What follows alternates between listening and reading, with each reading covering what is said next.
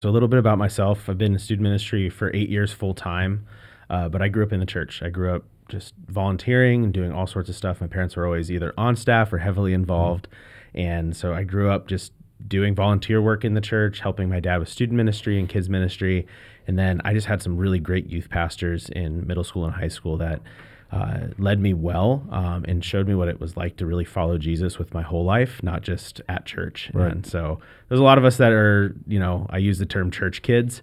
And so that's kind of a term of endearment, but also a little critical because Jesus didn't say to go and make church kids. He said, go and make disciples. Mhm. And that's really my whole vision of our student ministry is to create lifelong disciples of Jesus, Mhm. not just a bunch of church kids.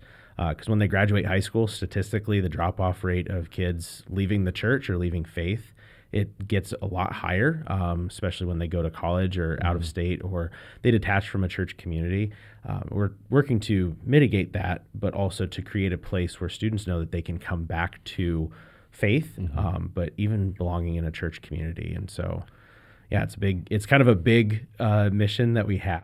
So I'm a millennial. I'm a late millennial born in the 90s. And there's a lot of my friends who have left church, they've left ministry, they're no longer involved at all, but they still have some semblance of faith. Mhm. And so from that, we want to, kind of draw them back into community, to build a church community. I think it helps like maintain your Mhm. relationship with God.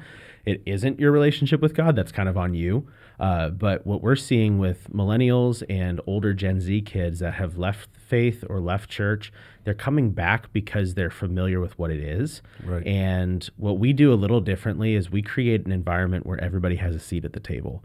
So, Jesus oftentimes was found sitting around tables. He sat with the Pharisees who were the powerful religious elite leaders. And then he also was sitting around the table with prostitutes and the riffraff, Mhm. the people who were kind of outcasts by society.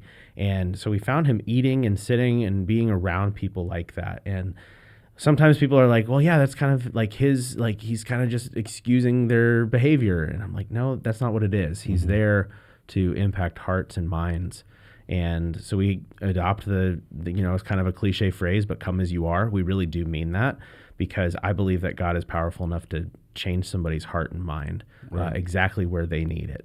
Right. You know that the term church kid is that's been going back generations. Yeah. And so I'm curious, what are the kids like today, Yeah. in the church in your program, and do you have any or focus on any kind of at risk or kids in juvenile or kids quote unquote from the hood or lower economic strata? Yeah, so we're in Northwest Austin, and so there are needs and definitely issues in Northwest Austin, but Mhm. demographically, our students are coming from upper middle class homes. And so the main problems that we see is performance anxiety. They are stressed about every single test, every sports team that they make or don't make. They're playing 2 or 3 sports a season if they're an athlete. And so I'm feeling that like general sense of anxiety, Mhm. which is kind of a typical thing in Gen Z and Gen Alpha is just general anxiety. But I think it's because they're being pushed so hard and it's performance. And I understand it's working hard, dedication, Right. sticking things out. But at the end of the day, they're still kids. And what I'm seeing is that we have a Generation Z, this is a little bit older data, but Generation Z accounts for about 46 million people in the United States. Huge demographic. Of course, population in the US is close to 300 million, Mhm. but a pretty big demographic, and they're calling all the shots. If you think about the rise of TikTok, social media, short form Right. content, that's all because of Gen Z. And it's really interesting seeing that within that demographic, only 4% come from a biblical based worldview. Meaning that doesn't even mean that they're necessarily Christians. That could be just any Judeo Christian tradition. Right. But that doesn't necessarily mean belief. And so when we really get into that 4%, we have a bunch of kids who are kind of a little bit lost with institution. They don't trust any institutions. So what our goal is to not introduce them to an institution, but to introduce them to a person. Mhm. Gen Z and Gen Alpha, especially coming after them, are some of the most supernaturally curious generations. We see a rise in, there was a hashtag on TikTok for a long time called witch talk. They're curious about the supernatural. They're curious about the occult. They're curious about Wiccan and different pagan religions, but they're also really open to Christianity because they do see that there is change and that there is genuine people, that people that are genuinely following Jesus, it affects their whole life. Yeah, it's interesting seeing a 11-year-old walk in with a brand new iPhone and they know how to use it better than anybody that grew up on an iPhone. Right. And so that's interesting to see. But what I want to see, or what my vision is to see a generation that's influencing and using the platform and the technology that they have to make a difference in the world.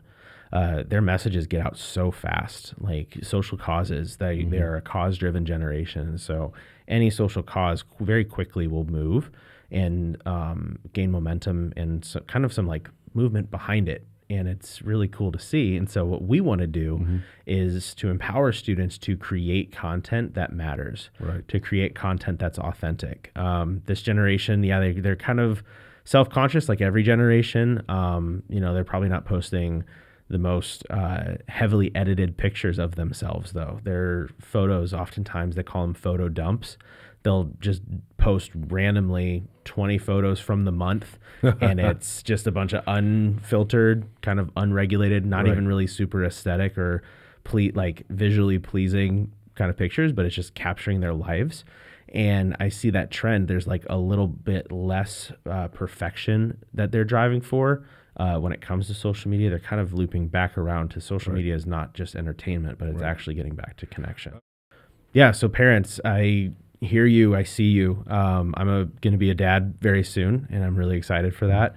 And what's actually really encouraging is that millennial and Gen Z parents, statistically, the men especially, are spending more time at home with the kids than previous generations. Now, I was grateful. My dad's awesome, very present in my life even still. But there was definitely like that career economy, like you mentioned, like just trying to stay ahead. And that's real. It's tough out there for everybody.